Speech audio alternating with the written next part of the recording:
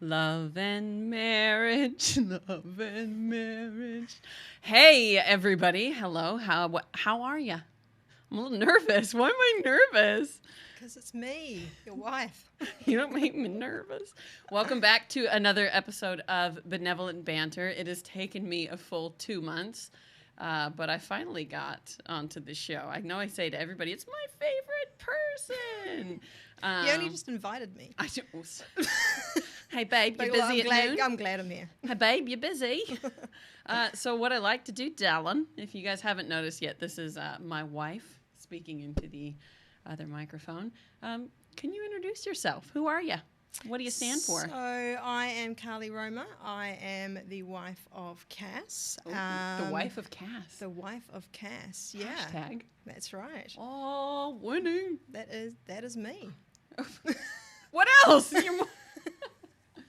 Who were you before you were the wife of Cass? Carly Wigley, actually. Yeah. Quite a different surname.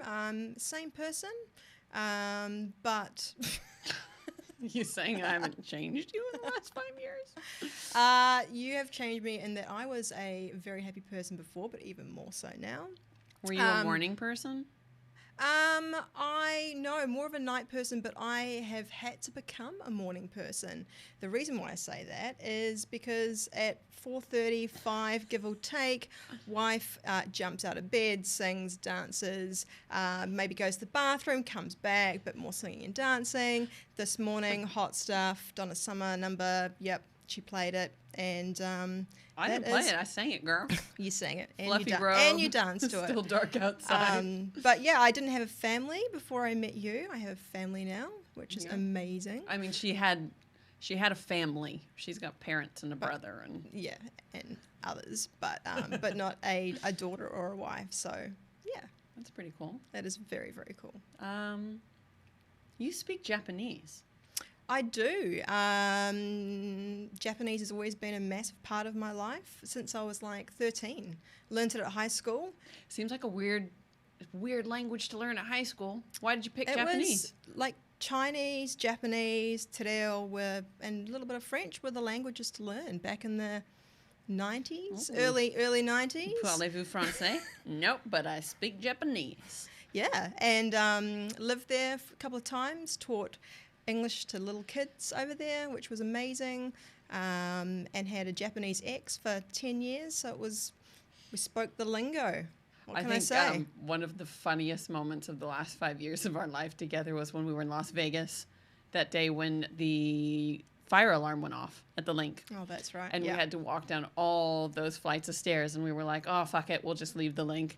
And we ended up shopping, and we ended up at the Super Dry store in Las Vegas, and one of the guys that worked there was obviously Japanese. He was speaking Japanese, and you didn't even let on that you understood him or spoke the language, and then all of a sudden out of your mouth came this real colloquial Japanese slang, and if there hadn't have been a wall behind him, he would have fallen over. He would have passed out. He just couldn't believe this blonde-haired, blue-eyed woman was speaking Japanese. I think you kind of had that same... I felt the same way when I first met you. I think the fall over effect. Shall we call weak it? in the knees. Yeah, no, it's a shame because I don't get to speak Japanese much. Actually, it's one thing I really want to do is take Cass and Chelsea to Japan. That'd be and awesome. be your own tour guide, take you to all the places.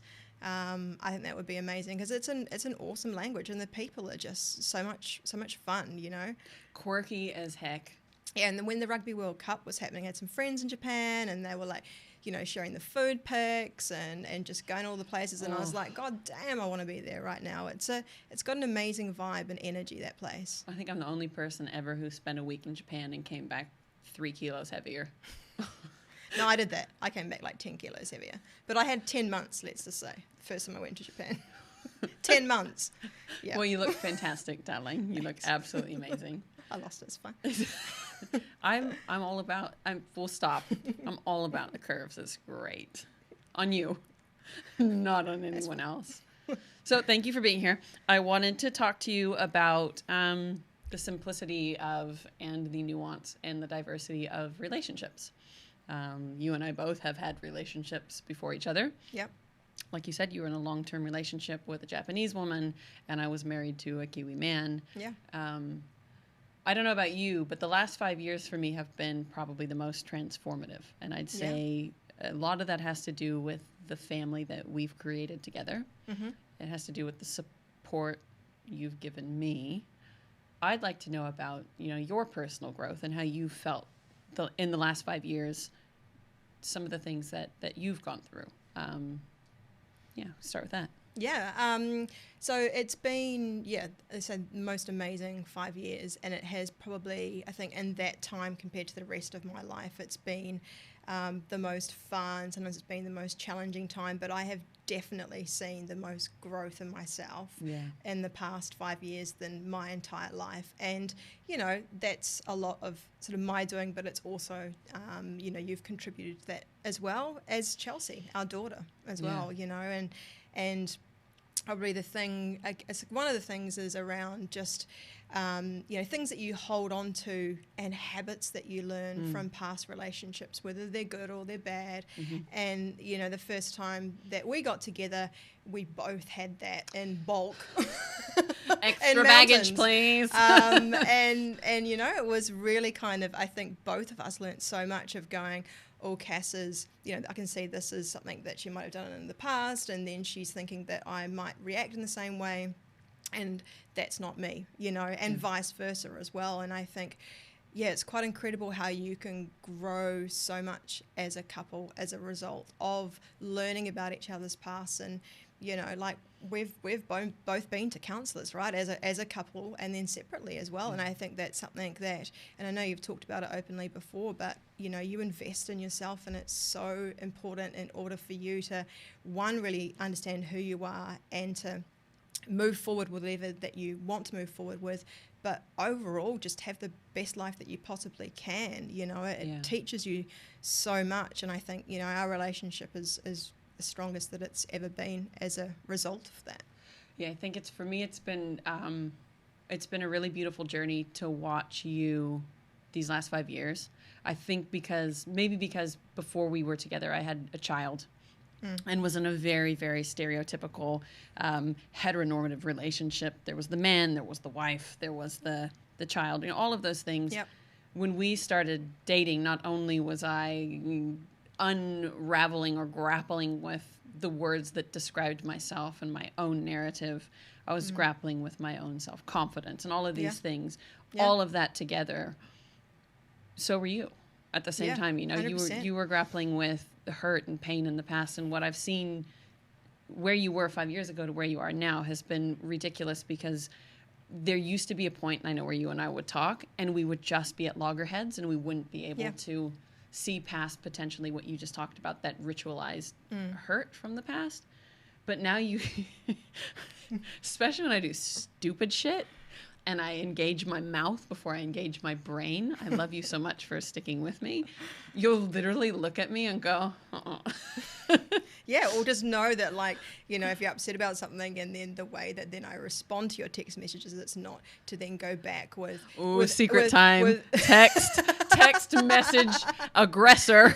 But, you know, it's not to then go backwards and sort of throw it back at you, because that's not what it's about, right? It's throwing back with kindness and with love, and then you're like, oh, God damn it, you know, like, but you just learn so much. And I think with me, you know, you talk about being a kindness warrior, and, you know, that's something that one of the first things that I fell in love with you about was just your level of kindness and generosity, and all of our family and friends and colleagues know that is you, right? I was just really trying to impress you. You were, but then you're still doing it, and you do it to other people, so that's a no. And, you know, and people talk about, you know, me being kind, and you know, I think that's it's so important, right? And, you know, beforehand in relationships, I might have just said, okay, cool, let's do that, or, you know, just kind of going with the flow and sort of avoid confrontation. And confrontation can be seen as a negative thing, but I think, you know, we have some of the hardiest and best, you know, conversations because we now feel comfortable in ourselves and our relationship to do so. But before, I would have been like, really don't want to do that, but yeah, I'm going to do it, and, you know, and everything else. And I think, you know, it was really funny a few weeks back. Massive super fan Elton John, and, you know, we went to the concert in Dunedin, and it was epic. It was so glad that we did that. Where you're going with this. And, you know, and we had the best night. It was pouring down. Thank God that stadium was undercover. Yeah. But beforehand, we got completely drenched, and it was cold and everything else. And, you know, wearing a Converse, and they got drenched, and I was like, do I take my socks off? Will that be warmer or not? And anyways, Little tootsies were just cold. So anyway, we went to this concert. It was epic, and then after, loved Dunedin, but in terms of like getting out of that stadium and back into the city, it's a mission. It's a shit show. It's an absolute shit show. And it's like, where are we going? There's no taxis or Ubers or anything in sight.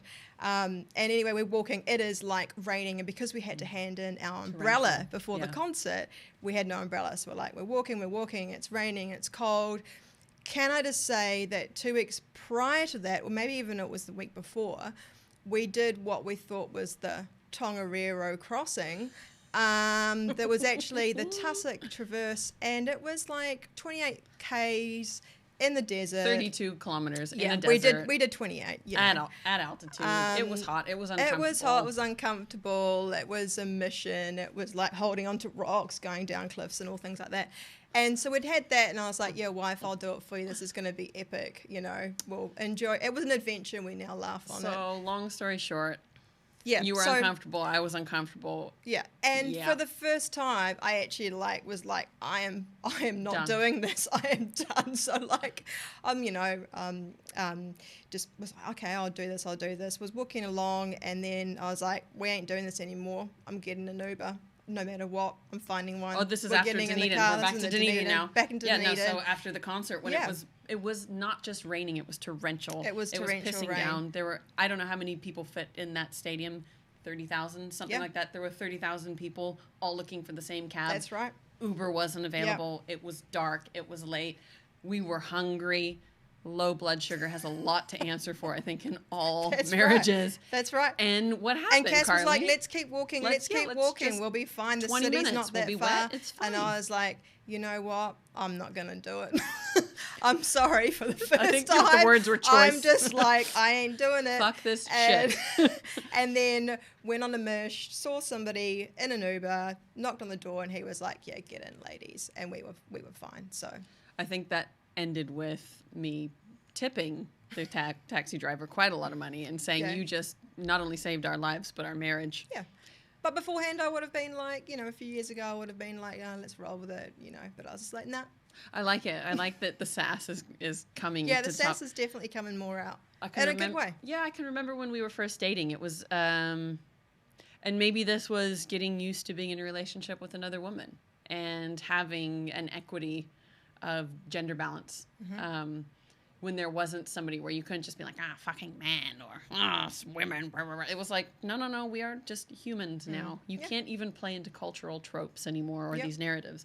Yep. I remember thinking, and I can remember saying this to you, and it was a big frustration, and I know for us it was frustrating in the beginning, was you would just say, yeah, no, that's fine. No, I really want to do that. And I'd be like, no, you don't. You go, well, if you want to do it. And I go, no. If you don't want to do it, tell me you don't want to do it. So from then to now, zero on the sass scale. Well, you weren't a 0. 1 on the sass scale because you were a people pleaser. And I know, that pissed you off, when I told you were a people pleaser. You remember that? I think I slept in the spare room. Because, holy shit.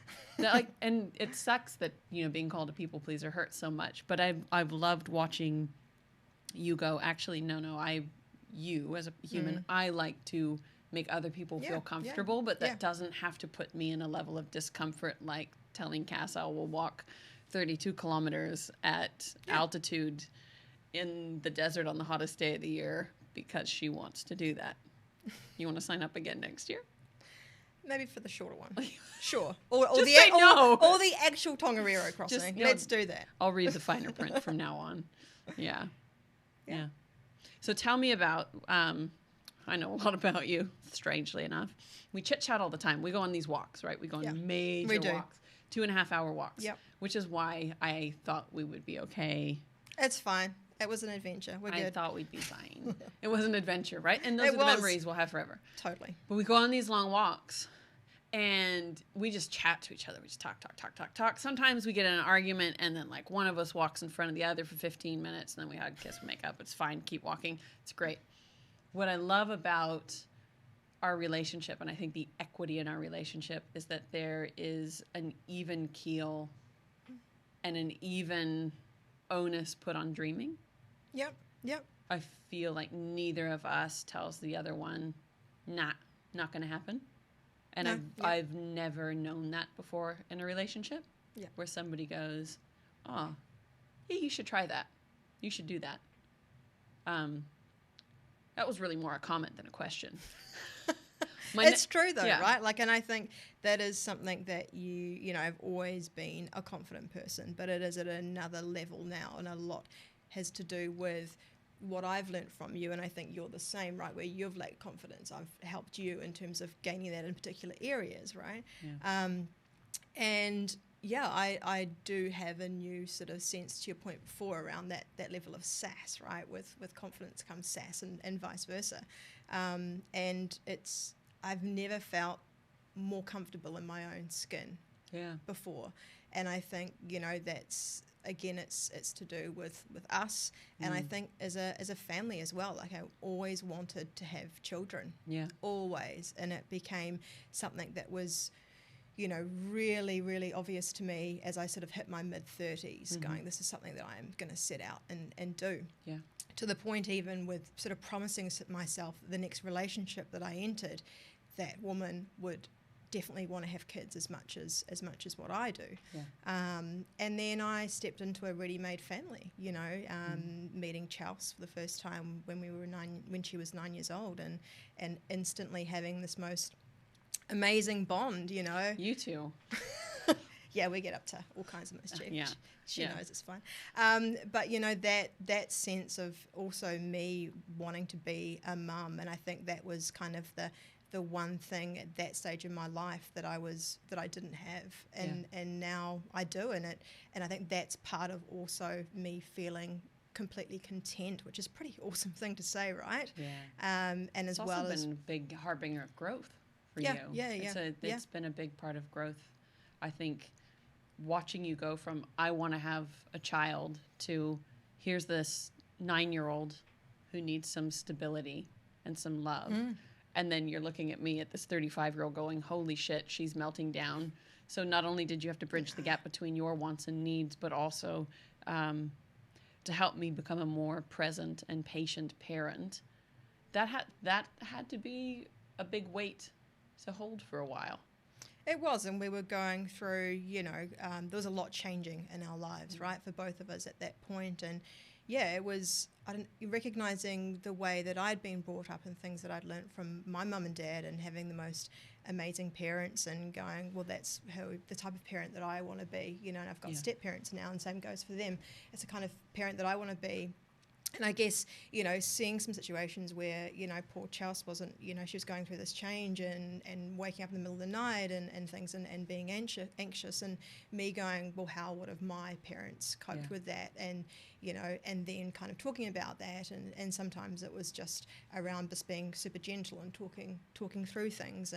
But it's amazing how you picked up the role of lead, really, when it came about to the change in our family. So I can remember one of those nights where Chelsea was struggling sleeping, and I just, as much as my brain said, how would your mom handle this? And my mom would have gone, come on, Cass, come on. She would have given me a hug. Yeah. I couldn't find that in me. Yeah. And I remember, not my proudest moment, but I literally hit the wall with frustration, and it scared poor little Chels. But I couldn't even bring myself to go from the hallway to her room. And it was you that gathered me up and went, come on, she just wants a hug. And it just took those words, and it took you and your kindness, but I think that feminine gentility to go, come on, Cass, you're going to be okay. We're going to be fine. Yeah, and, you know, we got through that, right? And now we've got this most confident young sort of 13-year-old who's just like the life of the party and singing just in the shower, comes great out friends. with these jokes and just like, you know, from nowhere, right? And we have a lot of fun as a family. We're called the 3 C's, Carly, Cass, and Chelsea. And, you know, we go on adventures and we laugh a lot and we're silly, you know. And I think, you know, Cass and I are quite affectionate at home and in public spaces. Bow, chicka, bow, wow. Yep. Not like that in front of a kid. But you know, but we hug and, you know, come home and give Cass a kiss and a hug, and, you know, even later on that night we'll hug. We just want to be, you know, near each other, and then Cass and Chelsea will come in and she'll join in. But, you know, I think it's quite, when we had a power cut, remember we had a power cut a few months ago, and I was like, oh, this is an opportunity to put on some real bangers on Spotify about, you know, dancing in the dark and all the references and there we were. I was like, Cass and I started dancing. We had candles on, and we were just like, what else are we going to do? Teenager looks at us and I like, remember, what? Teenager was like, what the hell? And we were we reflected on it as a family after, and we were like, it's pretty cool that we can get up and just be silly with each other. And, you know, that's just so much part of the fun, right? Yeah. Yeah. What was your journey like? Obviously you're gay. I mean, gayer than ever now. Same. Weird. Yeah. Okay. What was your journey like with that? Because I've talked about it a bit on the podcast from me, and you obviously know what it was like for me. You were there from the beginning. I was really lucky with that. Both of my parents were just like, cool. Yeah. And my brother, his wife, our friends, family. Sometimes there's even this weird tinge of guilt about it being so okay. And I think that's because of the people who I've always surrounded myself with anyways, have been kind, accepting humans. What was your journey like? For me, it was probably quite different to yours in that I was much younger, for one. So I was around about 22. And, you know, there was probably a lot of people, but I could be wrong. Now they're like, we always knew. It's my best friends, you know. But I think, you know, a lot of people didn't know. And with that was my parents and my brother, in terms of, you know, there had not been necessarily any signs or whatever. That's maybe who I was going to be. Your Ellen pictures. yeah, maybe. I had a look of Ellen, 90s. apparently, Ellen DeGeneres back in Form 7. But I think, you know, I had always shown interest in guys, and I had boyfriends, and I was into them and everything else. And it was only, and this is quite common with a lot of, you know, gay people, is that they may come out while they're overseas. Yeah. So they, you know, go offshore in the early 20s and then, you know, get into this new country, meet people and explore whatever that is. So I was in Japan when I started a relationship with a woman, and that was the first time around, I think it was about 22.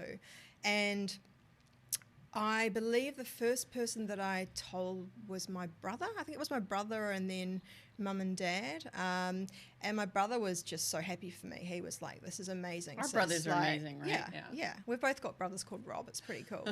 And he was like, this is awesome, sis. Like, you know, this is great. And, you know, maybe that was on reflection of his generation, maybe. Yeah.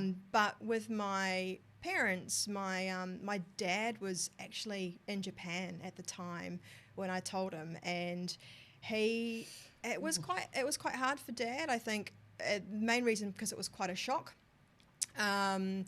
Paulo, say it's not. read the signs. I think it was a shock for my dad, and I was with my partner at the time in Japan, so we had to tell him, right?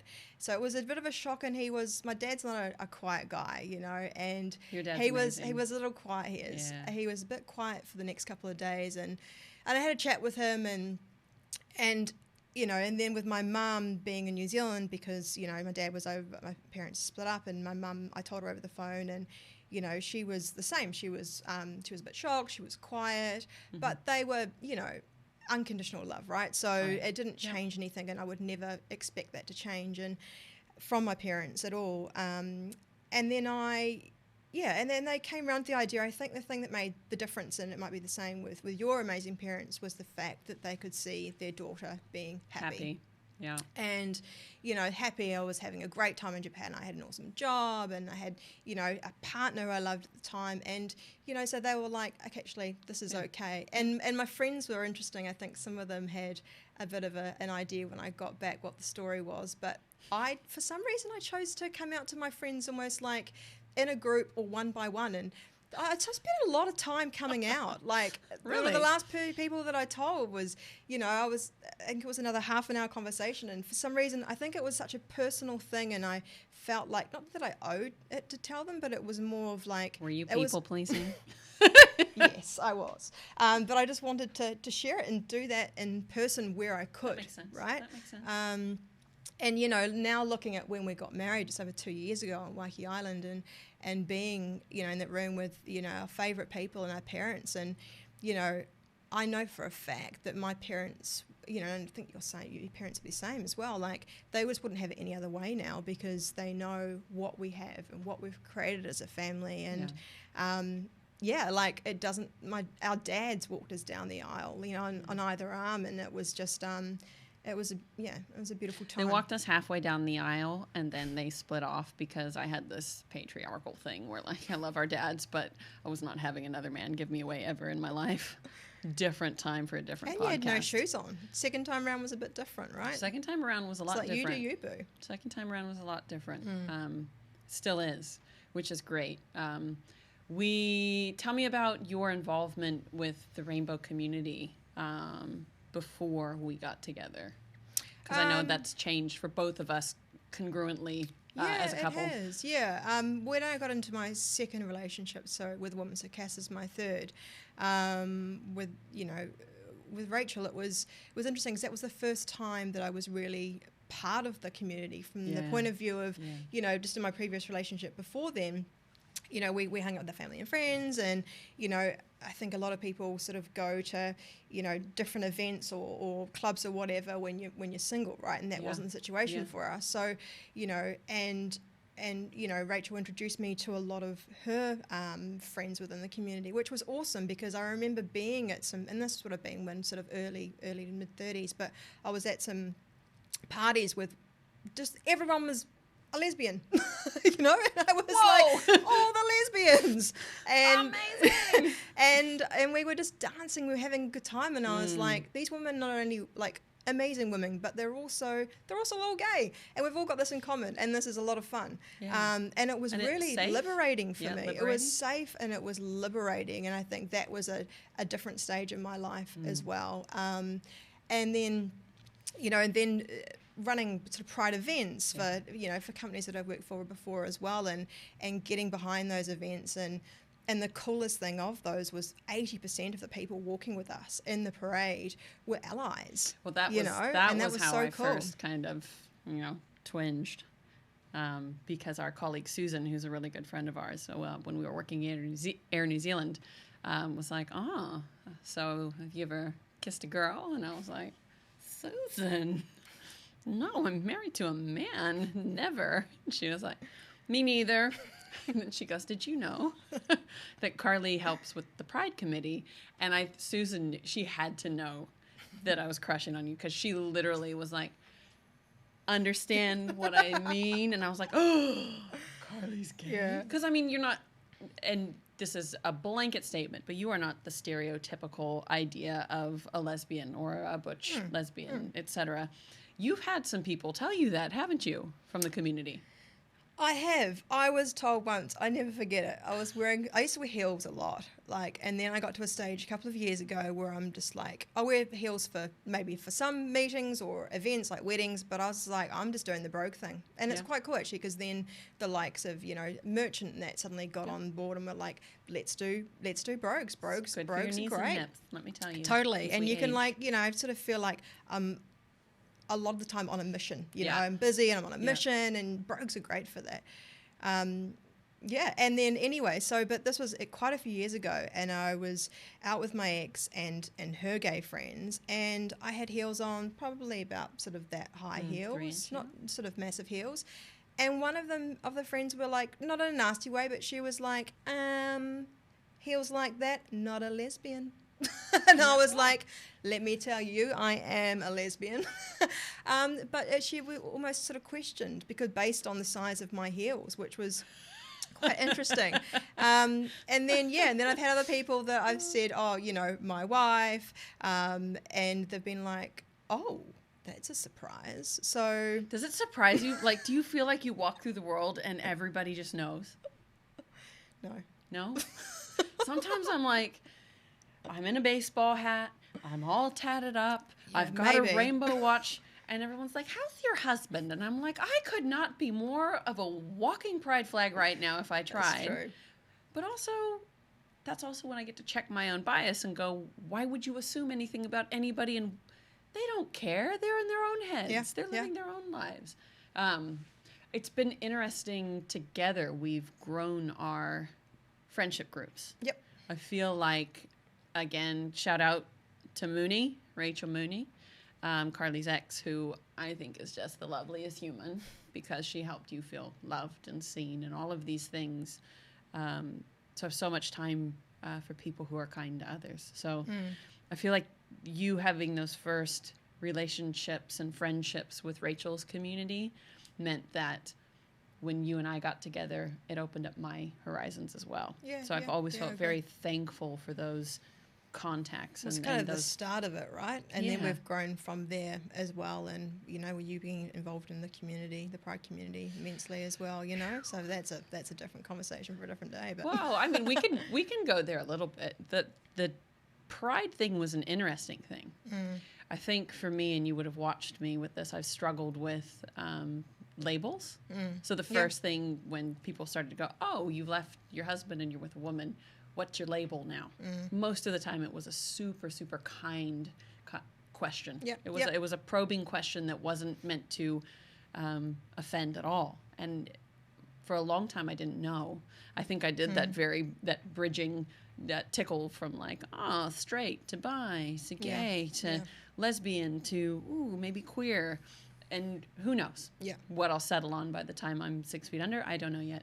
But going into Auckland Pride, for me, felt like a next step. Yep. It also taught me through that year and a half about the hurt and the pain that I didn't know was still inherent and inbuilt in the Pride communities in New Zealand.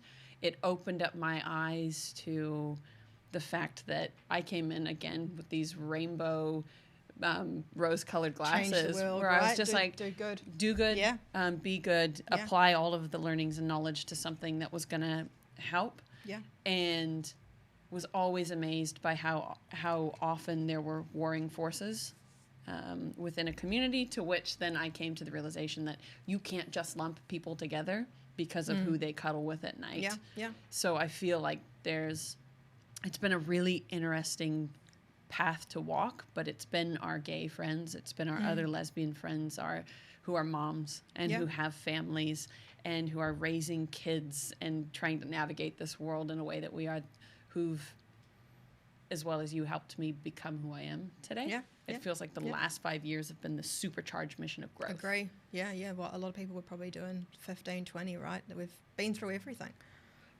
Death, Absolutely everything. moving house, Marriage.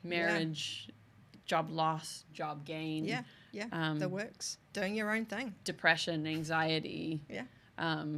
Shout out to amazing therapists of the world who sit down and tell us that we're worthy. amazing things. Yeah. And like, that was a pretty good segue that you just did. You like that? Because you said you have some questions that you wanted to ask me. So when I asked Carly to be on the podcast, it wasn't actually just this morning. I've been trying to get her to do this for about 2 months. We were going to have tequila in case there was an issue. We've got peachy water instead. Yeah, as you can see, conversation flows just fine. But Carly wanted to ask me some questions. So yeah, well, I kind of figured, people have been in the hot seat, right? So we're both in the hot seat at home, Now I feel nervous. But yeah, just going back to, I guess, everything in life that we've been through, and it's probably nothing that we have sort of not gone through together, right? And yeah, and the most kind of amazing, one of the most amazing things that's just recently happened in our lives is that you have started CR & Co. Like, oh, shucks. So cool. Like, it's something that don't you've been Google wanting. it yet. Websites due next week. Sorry, websites due next week. Shout out.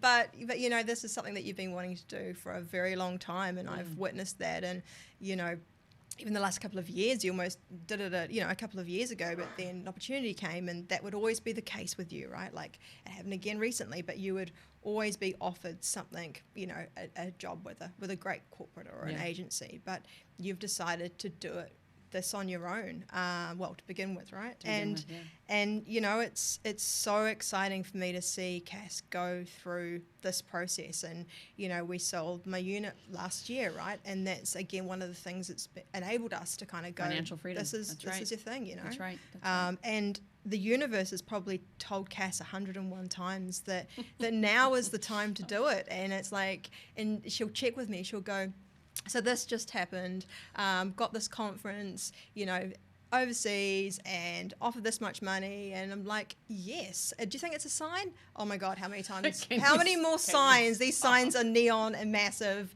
billboard size. But yeah, anyway, so you're doing your own thing. So, now's the time, right? What is it for you that now you've realized is the time to do it more so than any time before?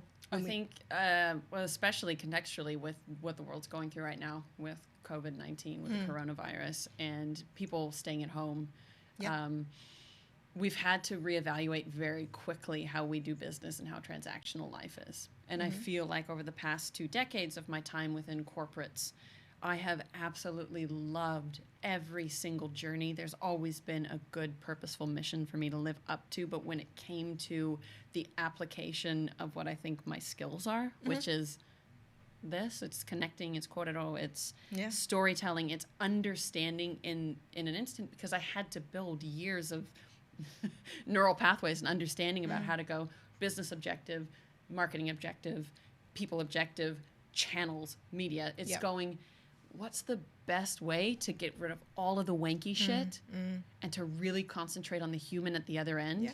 Because I look at businesses like, and I know this is so cliche, but like Nike, or even a smaller business like my favorite Wild Fang. Shout out to Emma McElroy, fucking amazing woman who shares the ups and the downs and the major lows and the major highs of her business.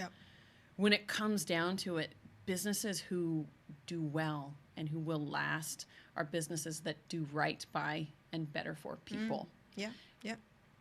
And I feel like that time is now. It would be disingenuous to myself to not do that. So that's where this Kindness Warriors idea came in. 2 years ago, I had somebody tell me I was a fantasist because I believed that kindness was strength, and I believed that empathy was what was going to drive business. It was what was going to drive community initiatives. And to be called a fantasist for believing in the goodness of other people, that's actually one of the pieces that broke me. You were there for that. I call it an unraveling, but I really just was broken. But it's a good thing that happened, though, right? Now it is, looking back, and that 100%. Really pisses me off that everyone's like, you'll look back in 2 years, and it'll be the best thing that happened. And I'm like, fuck you, because you're always right. I just even told you that last week, right? I know. Well, so on Monday this week, it was day 1 of week 2 of doing my own business. Plenty of work, plenty of offers, great people, great conversations. It was Monday. I'd been for a walk. My mind had time to create. I knew that there was money coming in. That's helpful. But I was on my own for the first time. It's the first time in like 2 decades. I haven't been sat in an office with other people. And I thought, I'm not busy, I'm unworthy. I'm not around other people, I'm unlikable. All of this negative self-talk. And I was sitting on the top of our stairs in activewear, weeping. And I know I texted you to say I'm crying, and I was just having these ugly cries, and all of a sudden there's a knock at the door, and I literally think I said out loud, "Who the fuck is that?" Poor UPS man. It was a UPS man, and he had a little package, and I went, "I have not ordered anything in recent memory." And she orders stuff all the time. Sorry, I'll stop that now. I won't. No, keep it's going. Fine. And he handed over this thing, and he said, "Oh, it's a book." And I went, it was Elton John's tour book from Auckland, from the concert that he had to stop after 2 hours instead of 3 hours. And I thought, okay, cool, I'll just buy that. So I totally shelved it, forgotten it. Opened up this book. Poor UPS man sees that I've been weeping. Just absolutely in tears and deep breathing. This poor guy, he must have thought I'd lost somebody. Just my confidence.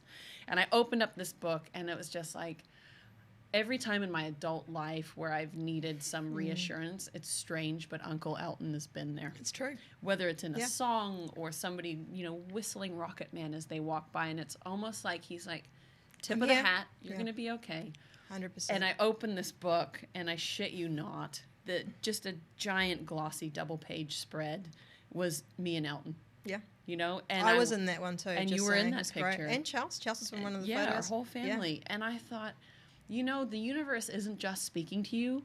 She is literally picking you up and shaking you and going, this is the fucking sign. Yeah, Trust that's it. Right. That's Trust right. it. So I think trust the process. That's going to be the hardest part for me. I agree. FYI. Yeah, and I've already signaled that to you, right? Like, or to each other, that's the way it's going to be. And God, taking on your own business like that, there's going to be massive highs and massive lows. You've already had those within the first 2 weeks, but there will be way more highs, like doubt. I imagine it'll just be the unpacking of an importance that culture has put on us, especially as women who are driven. Our title. Yep. Being busy. I told a group of people in Wellington last week that my last day at the warehouse group, sorry, but this happened. I got to inbox 0. So it was like, cool. I felt like I'd done all my handovers. Everything was great. And I was relaxed. So inbox 0, no meetings to go to. And I just sat there kind of like this. And I thought, oh shit, I better look busy. Yeah. So I picked up all of my stuff and I just started walking really fast to places. And I ended up in the bathroom and I sat there for 30 minutes. And then I walked really fast back out to the meeting room, and everyone was like, "Oh, we've seen you today. You must be so busy finishing up." And I was like, "Oh, fuck. No, I'm not." Yeah. But it'll be unpacking all of that will be the hard part. That's right. For me. Yeah. So you talked about things that I guess there's been some lows already, but as I say, it's just such a massive change of routine, and I would feel exactly the same. I mean, in terms of, as I say, I love being busy, but I do love having projects and getting on with them and just doing good stuff, and so what would be the thing that you are most excited about right now? The thing that I'm most excited about right now is, and it sounds really wanky, but I'm going to say it, is the journey itself. Yep. So I told a really good friend of mine at the warehouse group as I was leaving that, I've been doing marketing for so long that I'm not sure I want to be a marketer anymore in the traditional sense, because what I'm actually getting a real buzz out of and what I'm actually feeling is helping others is going out and teaching. Yep. And educating through other people finding out that they already have the tools available to them. It's just giving people the confidence to utilize those tools or actually going, you've got this dot and this dot and this dot. Yeah. Here's how we connect them. Yeah. Yeah. So I'm excited to see where it leads. Yeah. There's a strategy side of things that sometimes when you're in a certain role, you're just doing all of the creative. Yeah. And sometimes when you're in a creative role, you don't get to touch any of the strategy. And other times you're just in a strategic role and you don't get to touch the creative. So I feel like I get to choose now. Yeah, and you do both. Often when you're in a strategic role, you'll say, I miss doing the doing, right? Yeah. And vice versa. Yes. But absolutely, that's a thing that I can see you kind of coming home from work and you going, oh my God, I got to be on the tools. I got to, have this most amazing conversation with this person. And I can see that happening and working with amazing companies, and that are all coming from, things from a different view and I just burped. Did you hear that? No, I didn't. Okay. Sorry.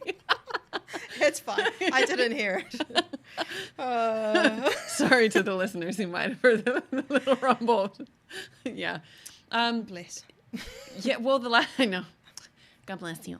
The last week has been so much fun because I've been doing comms. I've been doing brand building. I've been doing channel optimization. I've been able to do go out and do speaking engagements for other people. So I'm doing all of those other things for myself, which feels indulgent, but also really fun. Yeah, and with coronavirus happening now, we know that there's been some conferences that have been cancelled or postponed, right? With that, talking to you about that is, I guess these conferences being pulled back, but at the same time, that is one small thing, amazing thing that you do, and you're so good at it. But there are so many more things in your remit that you can do, So it's just remembering that is the case. The remembery. Making the rememberies up there. Inside joke. My rememberies. So a lot of people comment on your double denim, right? So I took my denim shirt off to make sure that it looked like I had a change of wardrobe. Yeah. So there's that, but also double denim's actually a rare thing for you because it's either triple or quadruple. So that's when it's got you got the hat, the jeans, the shirt, and the shoes, like shoe color, right? Yeah. And my friend Dale, he was wearing double denim, so he was wearing the jacket and the jeans the other day. He was like, inspo from Cass, amazing. And I'm a style icon. Oh my God, influencer. I am not a style icon. Do not try this at home, kids. Do not. But some people do. And you pull it off and you get a lot of people saying that, right? So, but it's your look. But what is it for you about the double, the triple, or the quadruple denim? Why? I love it, You're but why? literally asking me this. You've been waiting for months. It's not just me. Is this a hint? It's not just me. You open my closet and there's just denim shirts. No, I love it. I'd tell you if I didn't love it because, it feels to me the next natural progression of all of the flannel I used to wear. Yep. So I've gone from lesbian. Yeah. I've gone from lumberjack chic to 80s nonchalance.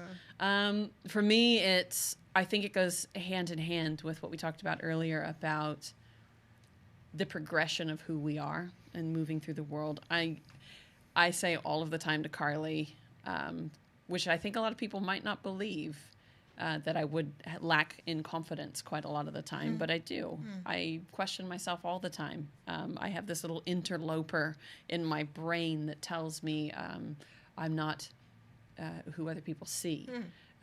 And I wake up almost daily and I say to Carly, God, I wish I had your confidence, because this girl, she could be in sweatpants with raccoon eyes and only one thing and only one lens on her glasses, and she's like, I'm hot shit.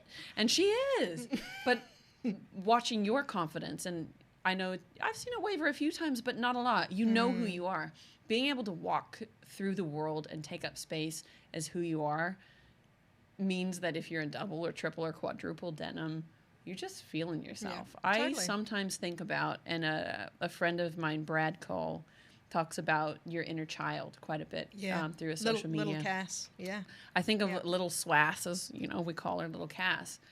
And she would be so proud to see this, to see me in heels and my hair straightened and makeup that didn't suit me, and speaking in ways that wasn't authentic. She would have not recognized who I was potentially 6 years ago. Yeah.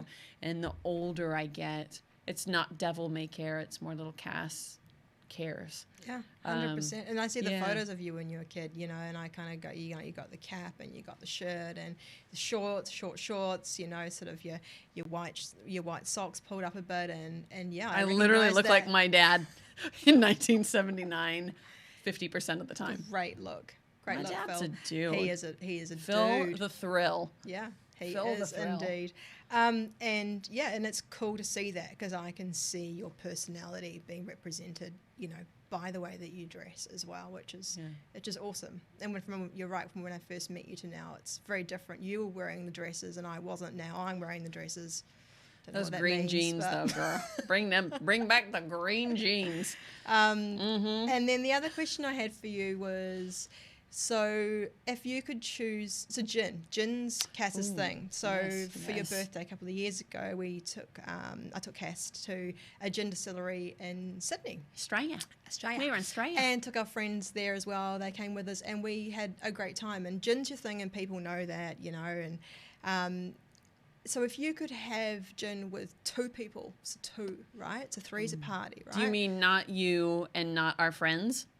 Yep. Dee So you can have Dee and Lauren. So they you would can have yeah. you can have Elton, right? You could have Elton, but who would you choose as two people thinking about, you know, how that three would kind of mingle and the conversations you'd have? Yeah. Who would you sit Anybody? down? It can be anybody. Two people having gin with. Yeah. My mom and grandma. Three storytellers. Yeah. You can't see that I'm about to cry. Three amazing women, and you know, and I know for a fact that Grandma Roma, Cass's grandma, was her hero and always is her hero, and you know, I and would have loved to seen her on some gin. And she was crazy with a cup of tea in her hand. Yeah, she was, and I can see like Cass's mum is an amazing woman, and you know, I can see. Cass and her mum, and I think that's probably the same case for you know your grandma as well, and you know the people that you know that we'll never forget, right? And she's a storyteller. You've got your storytelling from her. Just imagine, Grandma Roma and Jennifer on the gins. Yeah, I can imagine that. Mom and I. So you weren't there. The last time I went home to California was it for VidCon? It was. Yeah, I think it was. It was for VidCon last year. And Mom and Dad usually come up. Oh, there's a little tear. Just look at that coming down from my eye. I'll just wipe it away. Oh, tears of remembrance of what might have been.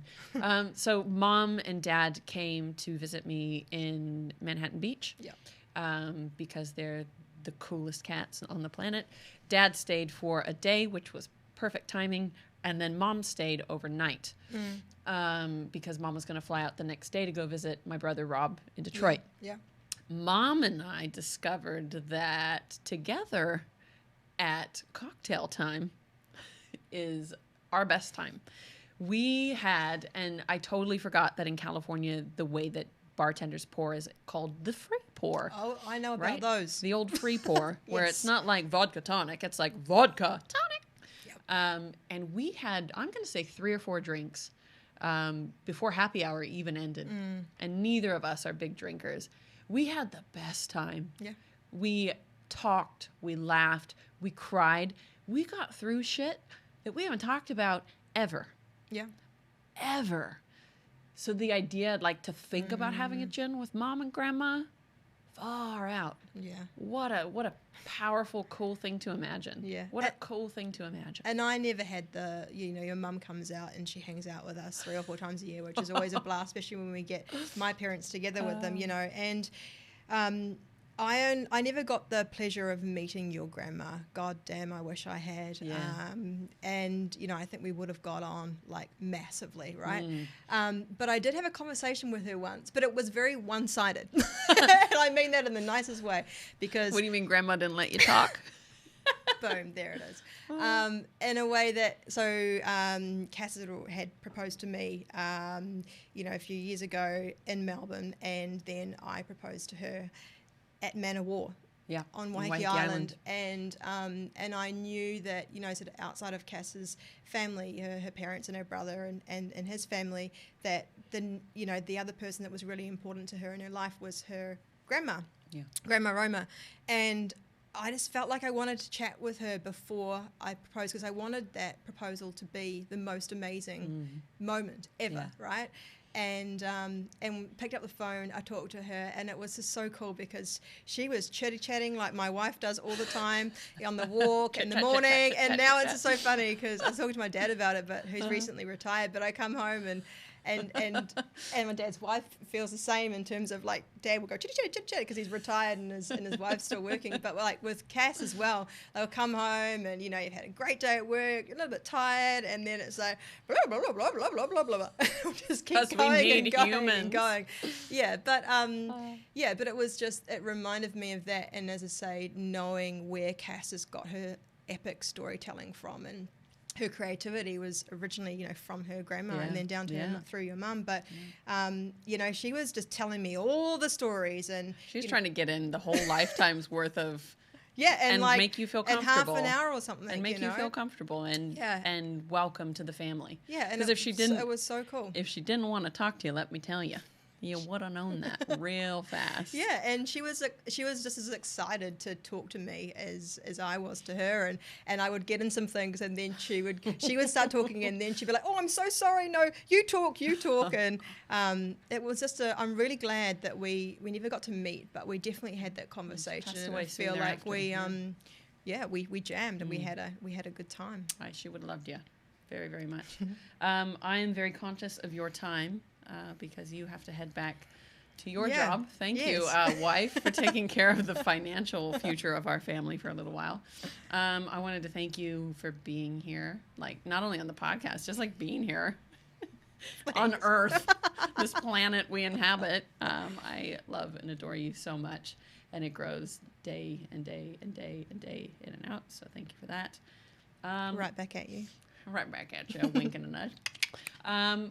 I would love it if you would call out some kindness warriors or a kindness warrior in your life. My mum. Yeah. I'd say, my mum is probably the first person that I think of. Carol, she is... Carol. Yeah, and I think, warrior in terms of woman, and I think that I've also got that from my dad, both sets of parents, and my stepmom, Jano, as well. That I'm very lucky, and I think we feel this with Chelsea as well, that we've got such amazing family and friends too. Yeah. We've got incredible friends who are all just kind, bloody good humans, and we're constantly surrounded by them. Same thing with me at work at Kiwi Bank, just kind people. So that would be the person that I'd name, but I'm so lucky to have people surrounded by me all the time that are, just are all about kindness, and it's just so important. So yeah, it really helps, doesn't it? Yeah, and you can be open 100%. And honest. It makes where you are, whether you're home or you're at your work, it just makes it such a better place when people are kind, and it doesn't take much. People shouldn't have to talk about it in this revolution, because really people you'd hope are kind of naturally kind, but they're not. But the more that we can kind of teach and talk about it, vulnerability is okay. Yeah, I agree. Yeah. So shout out to Paulo and Jano and Carol and Wayno. Yeah, 100%. And Rob and Jen and everybody out there. We love you very much, and I love you the most. Thank you for being here. First lesbian kiss on the podcast. Shall we do it? I love you. You too. Thank you, everyone.